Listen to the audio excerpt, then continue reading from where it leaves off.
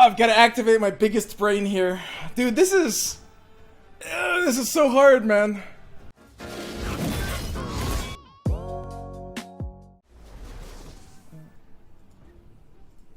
So I think I kick Shadow Assassin if I already have a unit.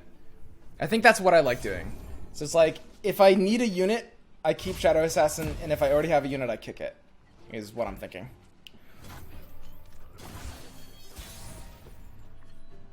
Now the question is, was keeping it in the opening hand proper? I don't know, it might have been. I was pretty sure it wasn't proper. I know a lot of you guys are gonna say yes, and it might be. It might have been proper. But it's not as definite of a yes as you would think. I don't think you kick Radiant there. Interesting, really. Callista Thresh. She could actually be running Mark of the Isles in this kind of deck. I'd probably just block the Keeper, right? Block the Keeper. Block the Keeper is kind of like a 5-head play. I think blocking the Keeper is actually the best choice here. I think it's honestly just makes sense. This play either makes like way too much sense or way too little sense. It's one or the other for sure.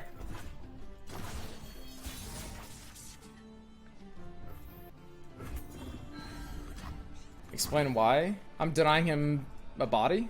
I'm bricking his cards that pop Keeper, and I'm doing it in a way that plays around Mark of the Isles, which his deck could actually run. And I'm in a dominant hand state, so I should play safe. Like if I block Callista, then we can sometimes lose to Mark.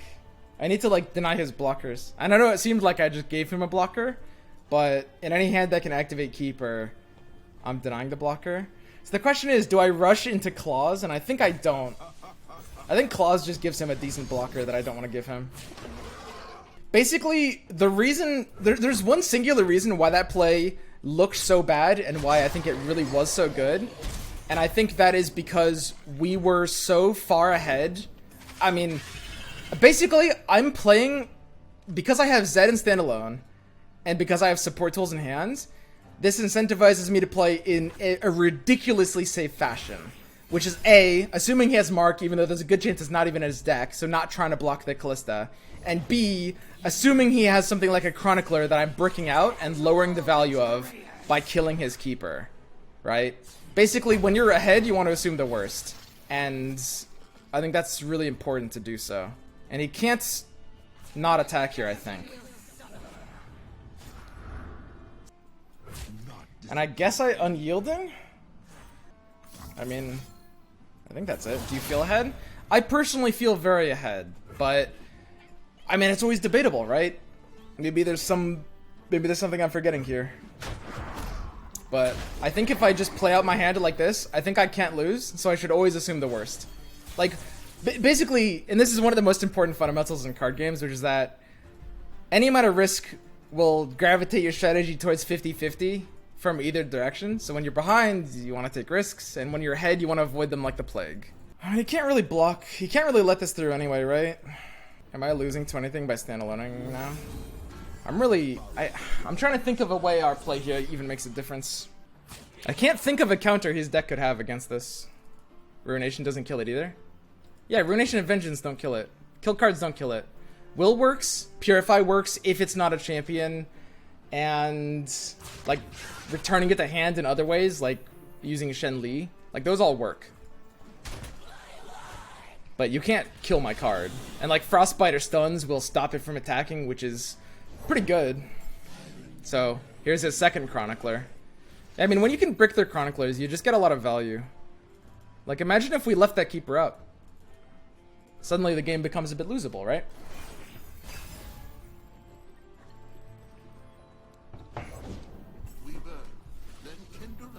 Okay. So we can kind of start killing some things. I do like the ability to summon the blocker Claws. So we'll take this single combat here. They're the same unit, it's never gonna matter which one we kill, right? Yeah, Glimpse is pretty decent. There's a weird consideration where we go for meditation and try to deny that. Oh wow. I recommend I play the matchup better. To be perfectly honest, I'm gonna be perfect. I have no fucking clue. That's a weird. That matchup is like 6-head. It's like I I don't know, dude.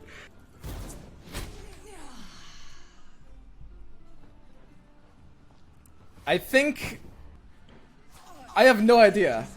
I think it's very possible that the continued passes benefit you more than me. I don't think it's likely, but I think it's very possible. And if that's true, then I mean, it was my mistake to even pass like that. I need to play that matchup more.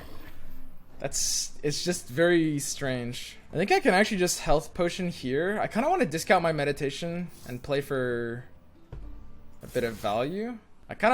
I'm never gonna life potion anything other than my Nexus anyway, right? I'll just like keep attacking with my immortal Zed.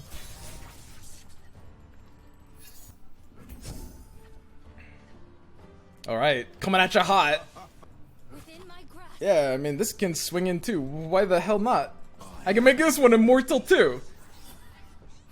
So wait, now, if I use it on the Living Shadow, then my Shadow becomes immortal.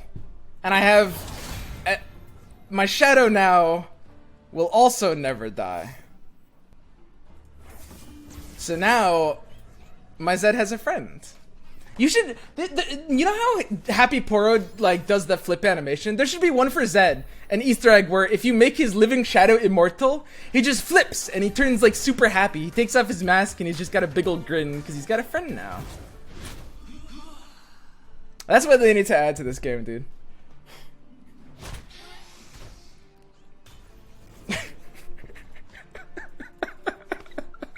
This is so dumb. Uh-oh.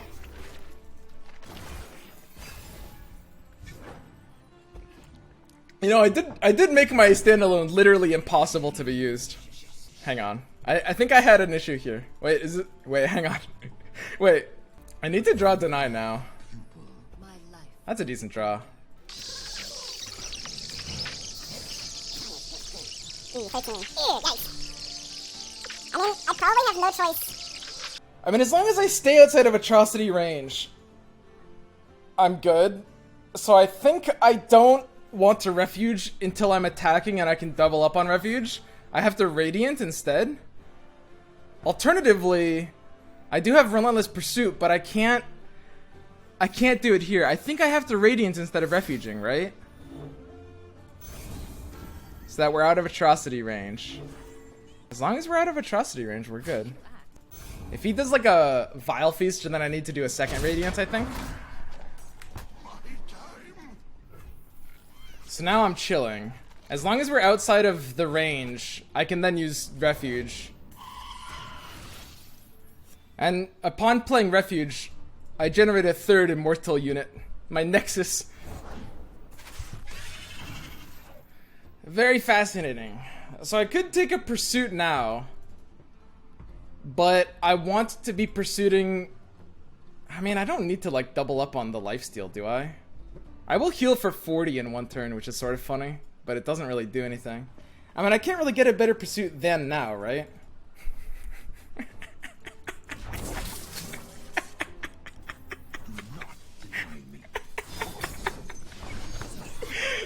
Let's go, dude! Okay, unit packs coming through. So his They Who Endure needs to be able to endure quite a bit here. He needs it to get to 20, that's how he wins. Oh, and we've got Will. Will kind of closes it out, right? So now I do this. So I generate extra lifesteal. It's kind of BM to use that before the attack, but that's fine. And I guess I can get it in with claws now. So my Zed Shadow Clone Jutsu. Wait! Hang on! Oh, he's not leveled. Why did I think my Zed was leveled? What's... Sorry. We're good. We figured it out, guys. So we're outside of ranges. They Who Endured double atrocity. Did we mess up? Shadow Shift on this Shadow Clone Jutsu? Can I lose if I Shadow Shift the Shadow Clone Jutsu? I think I did mess up here.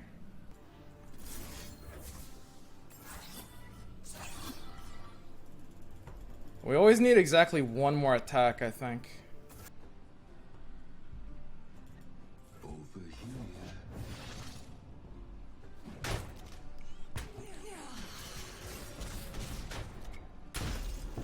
Because I think our clock is always going to be the same.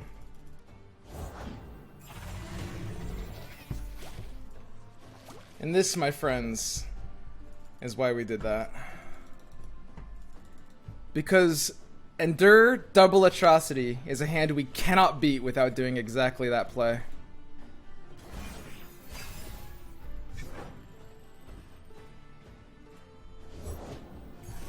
Uh-oh!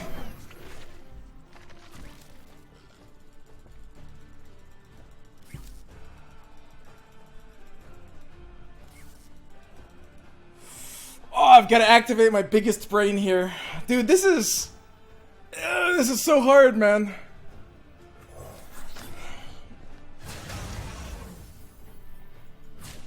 Not disappoint me. So we will on the one that is across from the smaller one. He goes in for the atrocity. And then we take our second will. I'm not gonna slow roll this guy, that would actually just be rude. But the double Vehu Endure double atrocity hand is a hand state we can't beat. So if he actually did have double Vehu Endure and double atrocity, he wins. He would win this game. That's a hand state that none of our lines could have beaten. Not a single one of them. God, we have to Shadow Assassin here, right? Shadow Assassin can give us a way to beat second atrocity. I'm letting him play his other Vehu Endure. Oh, Jesus. I have to Shadow Assassin here. I actually have to.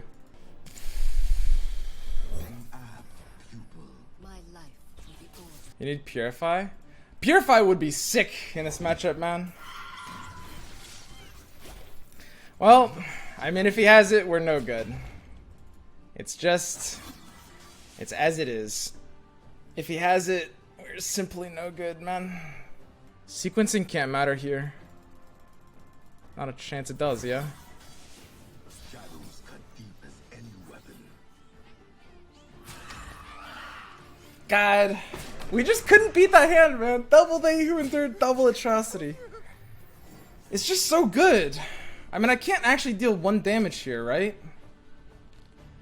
How can I get in for 1 damage? I don't know.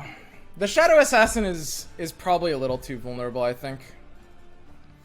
Cause like I forgot about the Mist Wraith, or sorry, the Wraith Color. I was thinking like he can't really punish development that badly with that deck, but the double blocker on the Wraith Color is like it's got higher odds than us being able to beat the atrocity, I think. So I mean we can Shadow Shift for like 1 damage here on the Assassin, and I mean we can set him to 1 health and then we lose, right? Like what's our out? We don't have 1 from hand. Our out is Relentless Pursuit. Don't look twice. And because our out is Relentless Pursuit, we can't use the Radiant Strike during this combat. Embrace the shadow. Because we wouldn't have enough mana for it. Single combat? Single combat hits. I would need a second draw on top of that, because he's playing his Vehu Endure here as well. This is it, boys. The good player would literally always draw it. Every single time. Fuck! Dude, we lost! Oh, man. We just can't win, dude. His deck is just too good. I couldn't possibly beat a deck like that. Ledger's is such a throw. Doesn't that lose to if I had top decked it, he would have lost. Oh man, we had a good game though. We had a good game. We played that I think as well as we could have, except for that 1 misplay. The Shadow Assassin developed did lower our odds. That was 1 misplay. Yeah, there's no winning this anymore. Detain and Purify. Yeah, I mean Purify helps for sure. Purify was in this old version of the deck apart from Will.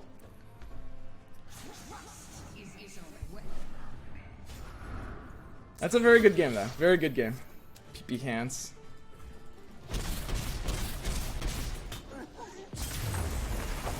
Yeah. I don't know. The Purify's alright. I'm not gonna put it in just for this matchup, but there's a good chance Purify over Will is what the deck wants to do anyway. We'll see, we'll see. 55 damage. Yeah, that was pretty crazy. That was such a crazy game. It's possible that the second unyielding on the Shadow Clone Jutsu was a little trolly, because it sort of slowed us down. I don't know. I think it had to be necessary there as well. Like when there's a game like that, I'm not even mad that I lost. Like that's just like a really funny game. Perfect.